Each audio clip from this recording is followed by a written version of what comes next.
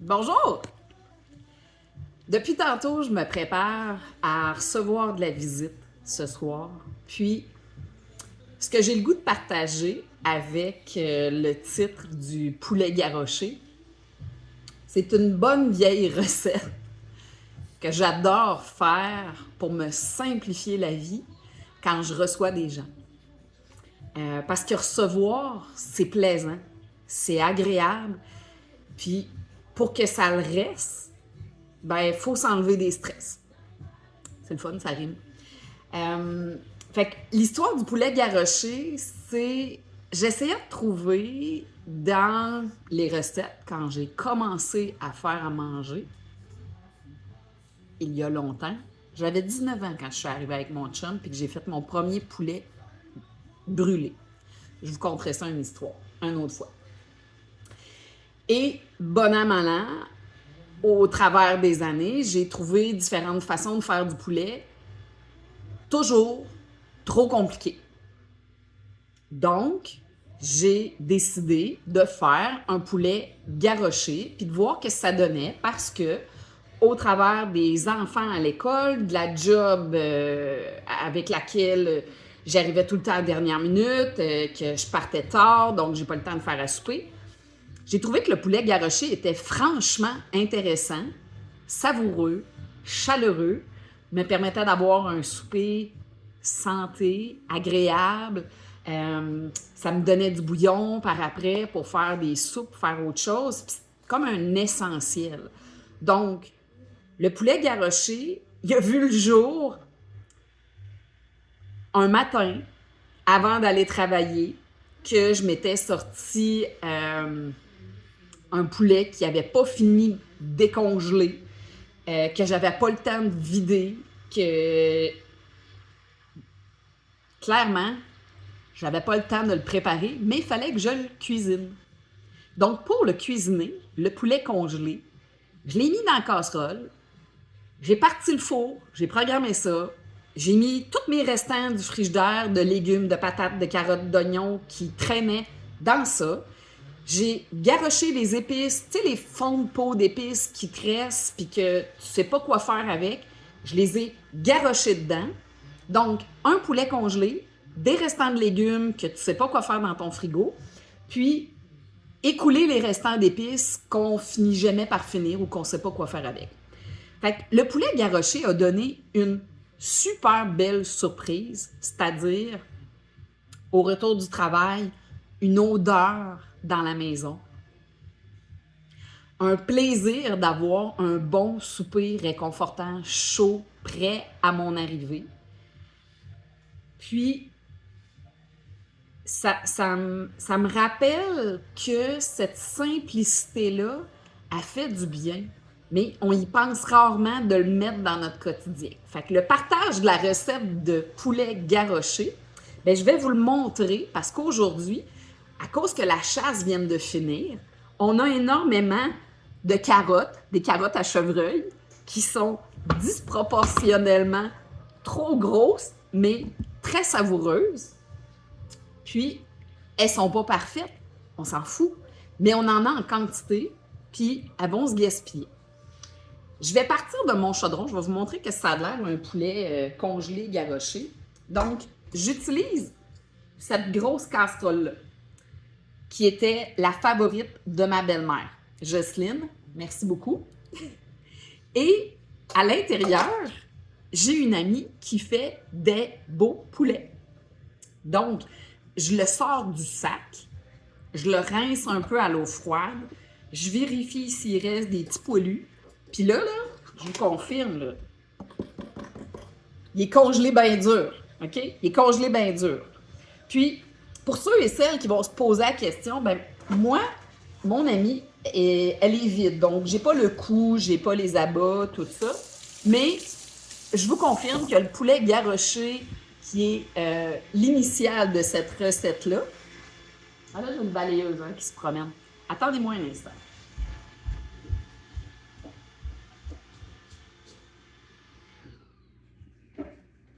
On va y faire une petite pause. Donc, l'initiale de cette recette-là, le poulet garoché numéro 1, donc autour de mes 20 ans. Il était rempli. Donc, il y avait le sac, il y avait le cœur, il y avait le cou. Puis, je me souviens, puis Jocelyne, excuse-moi, que ma belle-mère était complètement à la renverse, que j'avais fait cuire un poulet congelé avec le stock dedans. Il n'y avait rien de chimique là-dedans. C'est un cou, un cœur, des patentes, des petits résidus. Là. Ça n'a rien changé. Fait que, bref, pour ceux qui ont mal au cœur de ça, ben décongelez-le, ça va faire la même recette. Puis ceux qui n'ont pas le temps, comme moi, puis qui oseront faire le poulet garoché un matin trop pressé, ça va donner un bon résultat pareil. Donc, on part dans la grosse casserole avec le gros poulet. Puis, il y a des fois où est-ce que je mets 2 poulets. Puis là, je te garnis ça. Et cette casserole-là a l'avantage d'avoir un couvert extraordinaire qui double, en fait, la capacité possible de mettre plein de légumes, plein de stock là-dedans. Puis, ça fait un espace d'air, une chambre d'air humide qui rend votre poulet, ma foi, succulent, pas sec. Et on peut faire la même affaire avec des grosses dindes. Un autre secret qui est intéressant dans cette recette-là, c'est que le poulet, je ne sais pas si vous avez remarqué là, ici, là, puisque j'ai pas encore l'étiquette de vidéo avec les lumières et tout, mais je m'en fous parce que j'ai pas de temps à perdre avec ça. Fait que pour ceux et celles qui aiment les beaux vidéos parfaits, les miens sont imparfaits. Le poulet ici, ce que je veux vous montrer, c'est qu'il est à l'envers. Je fais toujours, depuis toujours, cuire mon poulet la poitrine en bas. Là, à chaque fois que je touche à mon poulet, je me rinsouille un petit peu les mains. Bon.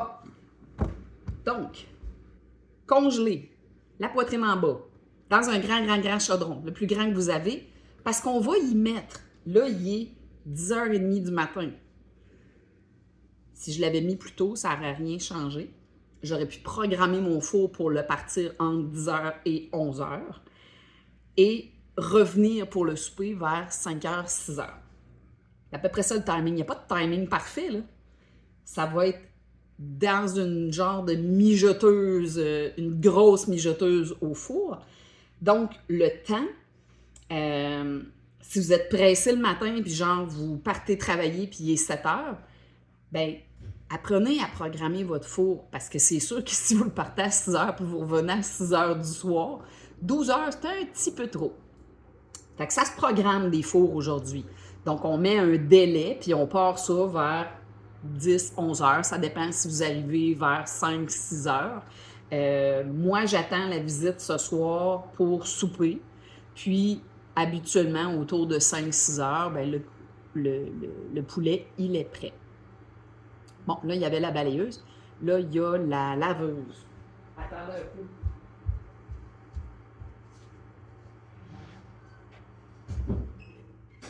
Là. OK. Revenons à nos moutons. Le poulet congelé, vidé, pas vidé, on s'en fout. La poitrine en bas. Puis, un coup qui est installé, là, mon four est à chauffer. Autrement, vous allez le programmer pour qu'il décolle entre 10 et 11 heures.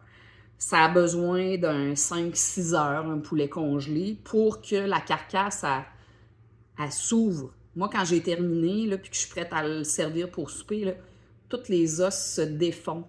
Je tourne mon poulet, je mets ça sur le four et les gens viennent se servir. Les cuisses, tout se défait. Donc, ça, c'est garanti qu'en 5-6 heures, là, votre poulet va être cuit. Donc, on oublie les timings parfaits. Si vous suivez mes recettes, si vous suivez ma chaîne, il n'y en aura pas de recettes parfaites avec les minutes puis les quantités. Je donne rarement des quantités, je donne rarement des timings parfaits. Fait qu'il faut s'habituer parce que c'est comme ça. Donc, ce que j'ai ici aujourd'hui, c'est une quantité de carottes à chevreuil. J'avais dans mon jardin, je pensais qu'il était imparfait, des petites courge trop petite. Tu sais, d'habitude, on a ça comme cette grosseur-là. Mais là, je trouve ça vraiment parfait pour mettre direct là-dedans. Puis la pleure d'une courge, c'est quand même assez dur. Donc, je vais peut-être juste me permettre de les couper en deux ou... non, je pense que c'est ça que je vais faire. Je vais les couper en deux parce que la chair est assez ferme. Puis, ce qui est le fun quand les gens se servent autour du poulet, c'est d'être capable d'aller chercher les légumes entiers. Au niveau des betteraves, même chose, je vais juste peut-être les mettre cute, là, enlever les petits côtés. La même affaire avec les carottes, là, les mettre cute ou à cause qu'ils sont vraiment très grosses. Fait que, tu sais, j'essaye de faire la portion dans mon chaudron qui va être intéressant à prendre et à mettre dans l'assiette pour encore moins de taponnage. Donc, si tu te sers une carotte comme ça dans ton assiette, c'est un peu déraisonnable. Donc, ça, ce sera probablement peut-être coupé en tronçons. Des gros tronçons, ça peut faire cute. Ça, je vais probablement couper par la moitié. Puis ça, ici, ça risque d'être, mettons, comme le remplacement de ta patate. Fait que je pense qu'une moitié avec 2-3 tronçons de ça, puis une moitié de ça, ça fait un bel accompagnement de légumes. Fait que c'est un peu comme ça que j'y vais avec les légumes. Ça dépend ce que j'ai. Ça dépend qu'est-ce que je veux mettre comme portion dans ça. Mais comme on n'y touchera pas de la journée, ça ne va pas tout finir en purée. Donc, même les patates, je vais y aller avec la même chose, une moitié de grosses méga patates, 2 moitiés de méga grosses patates. Et j'ai le goût de vous présenter ça ici. J'ai la chance d'avoir eu dans mon jardin des restants de patates que j'avais achetées l'année passée, qui sont des patates mauves. Ce qui s'est passé dans le jardin, c'est qu'il devait rester des minuscules petites patates. Ça m'a donné l'équivalent de ça cette année en récolte de patates. Puis juste pour le plaisir des yeux, là, mettons, je vais prendre la plus grosse, là, puis je vais vous la couper. Donc ça prouve que il y a des patates qui, au Québec, ne gèlent pas. Donc, je ne sais pas si on voit bien la couleur. Moi, ça me fascine de voir ça sortir de mon jardin. Et, encore une fois, pour simplifier la vie, un jardin qui s'auto-replante et qui m'auto-refournit des patates mauves magnifiques comme ça, je trouve ça franchement fascinant. Donc, ça, c'était les patates mauves. Puis, je vais aussi vous montrer, elle, j'y ai donné un coup de pelle, donc elle n'est pas belle, mais je vais en profiter pour vous montrer l'intérieur de celle-là aussi, qui n'a pas gelé, qui m'a fait, je pense que je n'ai récupéré 2. Fait que peut-être que les autres sont encore dans le jardin, je ne le sais pas. Donc ça, on met ça aux poubelles. Alors, ces patates-là et ces patates-là, dont je ne connais pas le nom parfait, mais je pourrais trouver et mettre le lien dans la vidéo de où est-ce que je les ai achetées. C'est dans une revue V6, je pense. Des gens de l'Ontario qui vendent des semences. Donc, j'avais acheté ça au début, puis c'est là 2 ans. Et cette année, les petits morceaux qui avaient resté dans le fin fond de la terre ont repoussé. Je les ai vus au printemps. Je les ai juste laissés aller. Puis, ça m'a redonné des patates. Donc, moi, je crois intéressant. Il y en a une qui n'est pas belle, je la jette. Que c'est une belle patate de garde qui se garde bien. Ils n'ont pas de l'air pourri, molle, dégueu. Ils sont vraiment, vraiment belles. Ah oui, j'en ai d'autres. Donc, le petit plan rouge, là, il en a fait quelques-unes. Donc, encore là, je viens de dérailler sur les patates en vous parlant de mon poulet garroché. Puis, c'était juste pour vous dire que ceux-là, probablement que je vais les mettre entières comme ça. Ça va faire une belle découverte pour les invités qui connaissent peut-être pas la saveur toute douce des patates mauves. J'avais un gros restant d'oignons, tu sais, des oignons qu'on prépare des fois, puis ils sont au frigo, sont molles. Donc, les oignons, ça va être la base de la saveur. Je vais mettre aussi du sel. Et je suis allée au jardin ramasser la totalité des restants d'épices que j'ai dans le jardin qui poussent tout seul. Donc ici, J'ai du thym citron. Quelle belle découverte et quelle belle saveur ça donne dans un chaudron de poulet. Il y a des bonnes chances que j'aille beaucoup avec le thym citron. J'ai aussi des basilics. Donc, ceux qui sont pas beaux, ils étaient sur le dessus. Mais par la suite, j'ai réalisé qu'en tassant les feuilles d'automne, j'avais accès à... excusez, c'est pas du basilic, c'est de l'origan. Donc, j'avais accès à beaucoup de belles origans, belle qualité, belle couleur, pas sec du tout. Donc, j'ai pris ça. J'ai de la sauge, mais à chaque fois que je regarde ça, de la sauge, on dirait que je sais pas quoi faire avec. C'est pas une odeur qui me tente. Fait que je la ramasse pareil. Je vais finir par trouver puis essayer. Puis, j'ai aussi ici du thym normal. Allez-y avec ce que ça vous tente, ce que ça sent, ce que vous avez le goût. Puis, donc moi, je vais faire un mélange de tout ça. Et mon petit must, après le sel, le poivre, les oignons, puis tout ce qui aurait pu me rester, j'avais à l'époque une grosse collection d'épices Clubhouse. Puis là, je raffine un peu ma façon de faire les épices. La gang d'épices de cru m'inspire énormément. L'histoire de Philippe m'a aidé, moi, à me sortir un petit peu de mes maux, de mes maladies. Puis, le pouvoir des épices, la saveur des épices, découvrir ça avec des recettes de l'Inde, avec des recettes vietnamiennes, je m'aperçois que les saveurs, là, ici au Québec, en dehors du sel et du poivre, là, c'est un peu tristounet. Donc, si vous pouvez découvrir le thym citron dans votre poulet, ça va déjà être un bon départ. Puis, un passe-partout qu'on a tous, du bon vieux paprika. Fait que dans mon poulet aujourd'hui, ça se peut que ça ressemble à ça. Paprika, thym citron. Ah oui, j'ai quelque chose que je vais explorer. Je suis allée dans une épicerie asiatique. Puis je pense qu'au lieu de prendre le poivre normal, ça coûtait 3,49. C'est du poivre sauvage.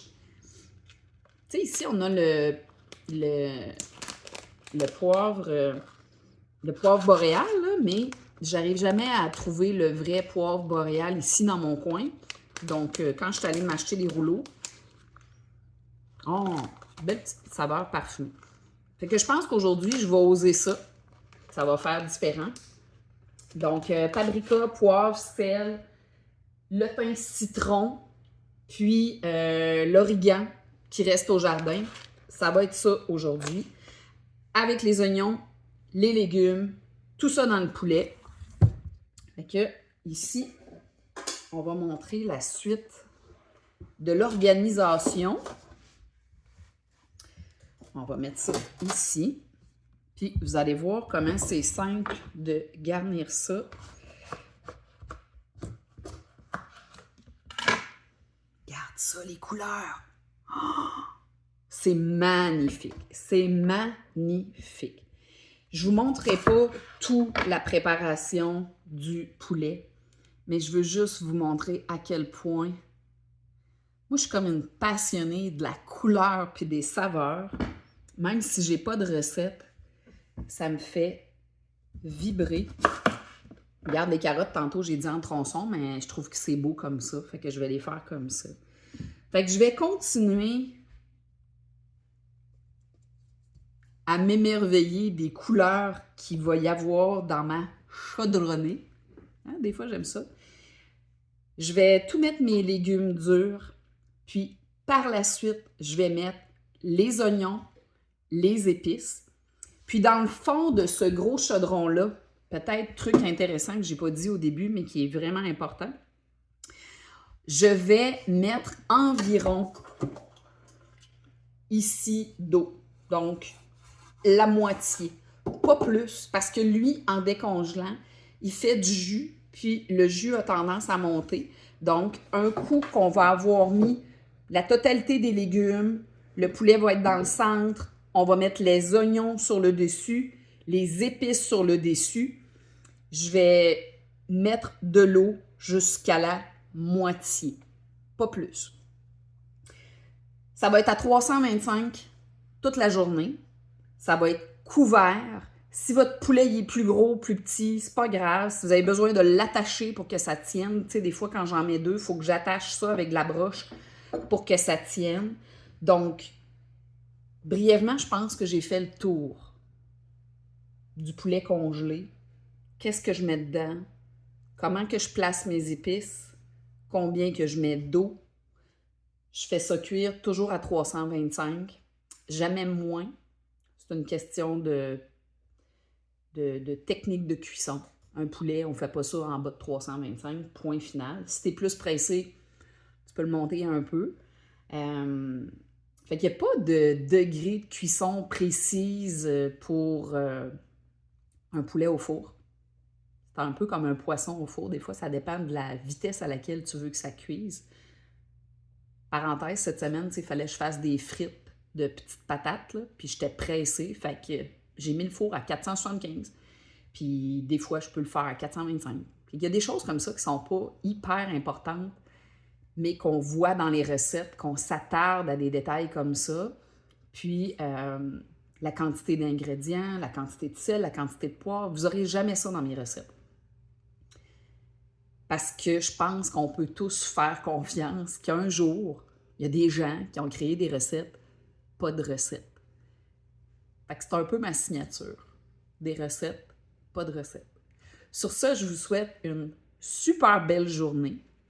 J'ai hâte de voir vos prochains poulets garrochés. Fait que je dépose ça ici, avec tout mon cœur, pour le plaisir de dire qu'on peut cuisiner simple pour en recevoir du monde pas compliqué pour souper. Au revoir!